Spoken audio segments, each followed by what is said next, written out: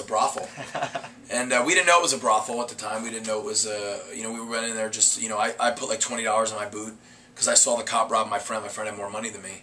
And I was like, he's taking his money. I'll put my 20 that I have in my boot. So we went into the bar and looked around. There was a bunch of women in there, a bunch of old men, and I saw this beautiful young girl, probably 18 years old, and I started talking to her, kind of getting to know her, and you know, she was a working girl, and she told me about her life, and she had a very hard life, and she's, you know, she's like, I hate waking up doing this every day. I hate living my life this way, and she's like, but I have to do it because it's the only job I can get. It's the only thing I can do to support my family. I support my entire family. I felt bad.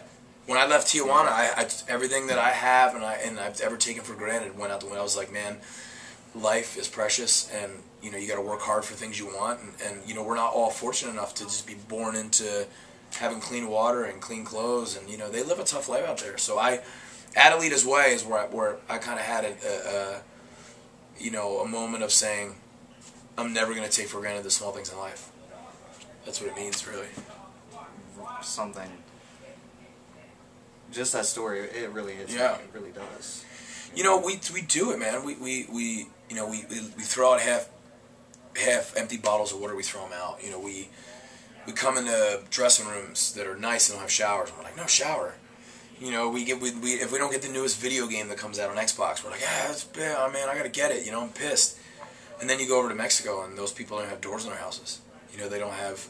There's women that are 18 years old and they're prostituting to make money. That happens here as well, but over there, it's just, here you have an option. If a girl wants to go get a job at a clothing store, they can. In Tijuana, there really are. It's not. Have you ever been there? No. It looks like people built their houses with you know, hammers and nails, like forts. Like there's like little tents over their house roofs, and their windows are boarded up with boards, and it's really to see it sucks. You know. I can imagine just the picture that's painting in my head, and from the pictures that I've seen over time, it's just crazy to really imagine that. It is. We're very fortunate over here. Very fortunate. Speaking of being fortunate, you know, just not only just this tour, you know, with Theory of a Dead Man, Alter Bridge, Blackstone Cherry.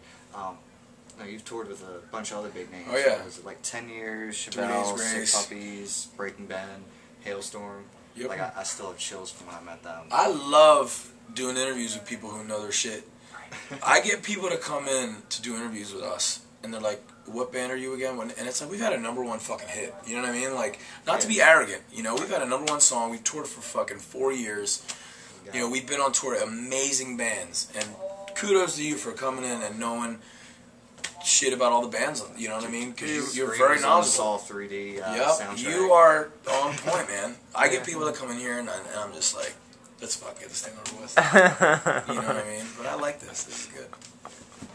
What kind of tour stories do you have from so many from all those bands? So many. Like stuff that sticks out, like right off the top of your head. You know, Shinedown pranked us really, really bad on the first tour we went out with them.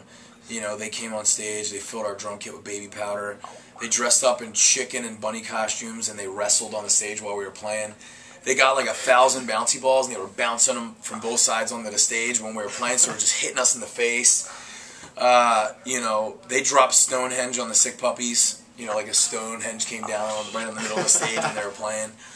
That was a great story on tour. Theory of a Dead Man, we got a lot of memories with those guys. You know, they're probably some of our you know, like better friends on tour. You know, they bring us out all the time. We're very fortunate. They're a great band, and they're very fun guys. Like, they hang out every night. You go out by the buses, all of Theory of a Dead Man will be out there hanging out with all the bands. You know, like this. You know, there's so many. I have so many tour stories, man. I have so many. It's just an honor to be. It's an honor to be out with all these bands. You know, it really is. 3 Days Grace, nicest guys ever. Just saw that. Literally nicest guys ever. Just saw those Uproar. Guys. Let us use their lights, their sound guys. You know, had fun. We were all, you know, have baseball catch every day, eat together. I mean, it's just, dude, it's like a big camp. Everyone gets together and hangs out and play shows for 2 months, and then we go on to the next one. It's great. Have you heard their mashup of "Lose Yourself" from Eminem? Yep. Their song "Home." Oh yeah. God. Oh yeah. God, that blew me away the other day. Yeah, it was insane. He's a rock star, man. Adam Gontier's a rock star, and Brent's a rock star, and Tyler's a rock star, and I want to be meshed in with those guys. Miles a rock star, and you know, hopefully I'll be the newest addition to the crew. Well on your way. You know.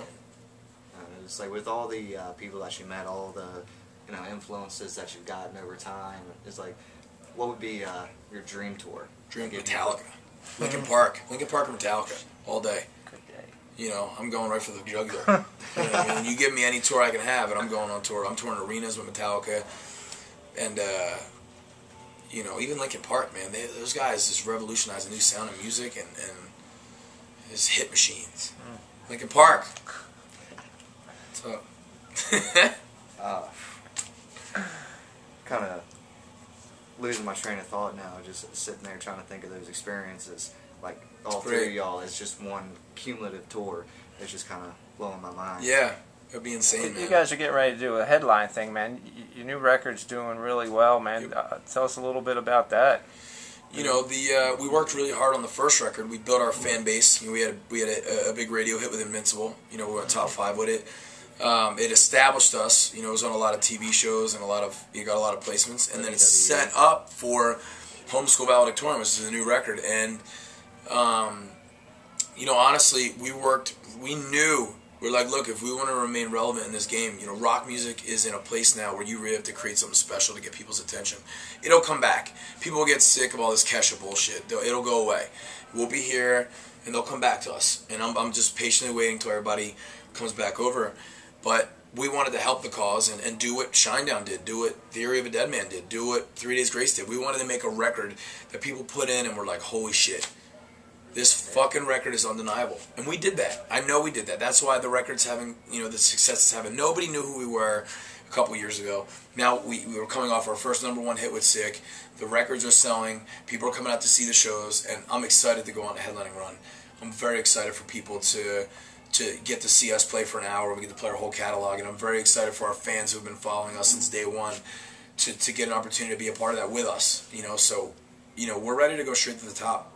We're ready to keep this thing going, keep this train rolling up, and you know, I think by this time next year, people will be mashing us up, you know, in with the bands that we're not the bands we're talking about, because those guys are paving the way for us.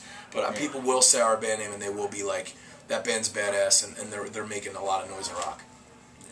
Well, I want to keep this train rolling. I know you got a lot of stuff to prep for the show later. I want to thank you for sitting down. Thank you so much, man. I appreciate it. One of the best interviews I've ever done, right here. I like that. Awesome. It means a lot. It really is, man.